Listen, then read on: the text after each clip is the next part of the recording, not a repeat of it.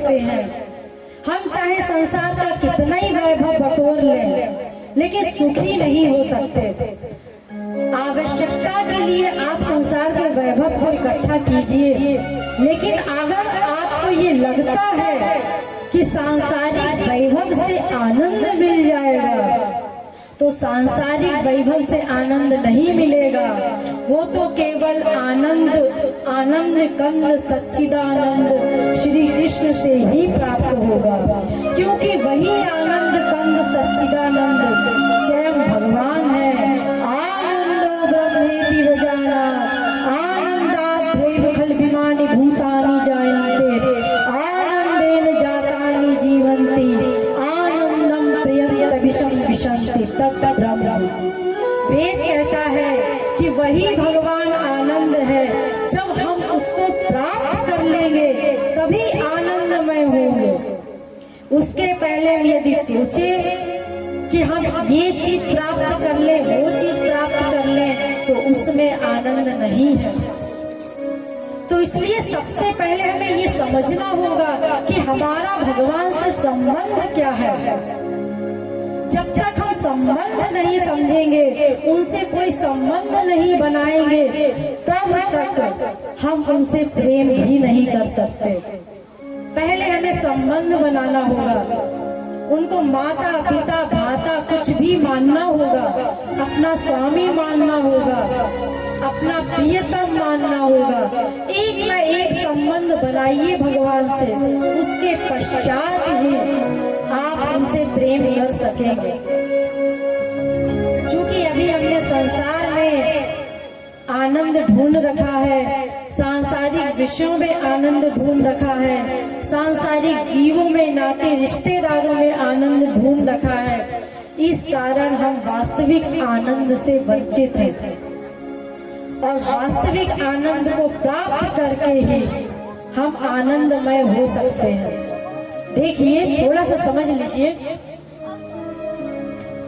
जितनी भी जो जिसका अंश होता है, वो जब उसको प्राप्त कर लेता है तभी वो शांत होता है। जैसे कि जितनी भी अग्नि शिखाएं हैं सब ऊपर की ओर जा रही हैं, क्योंकि वो सूर्य का अंश है। ऐसे ही जितनी भी नदियां हैं सब समुद्र की ओर जाकर के अंत में मिलती हैं, क्योंकि वो समुद्र का अंश है।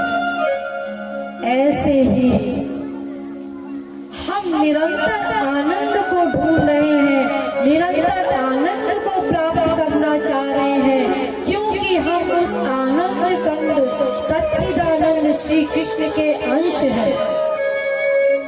इसीलिए जब तक हमें वो नहीं मिल जाता, तब तक हम इसी प्रकार अनंत काल से आनंद को खोज रहे थे, खोज रहे हैं और खोजते रहेंगे। शांति तो तब मिलेगी जब हमें अपनी आत्मा वाला आनंद मिलेगा। हम चाहे जितनी भी कामनाएं बनाते चले जाएं, वो कभी कामनाएं समाप्त नहीं होंगी। यदा सर्वे प्रमुच्यन्ते कामा येषुर्दिष्टता अथवर्तो नतो भवत्यत्र ब्रह्म समश्नुते। अगर कोई कामनाओं को समाप्त कर दे तो वो ब्रह्म बन जाए, भगवान बन जाए। और ये कामनाएं तो कभी समाप्त नहीं हो सकती जब तक कि हम अपने वास्तविक लक्ष्य को प्राप्त ना कर लें। ये कामनाओं का पेट बढ़ता ही रहता है।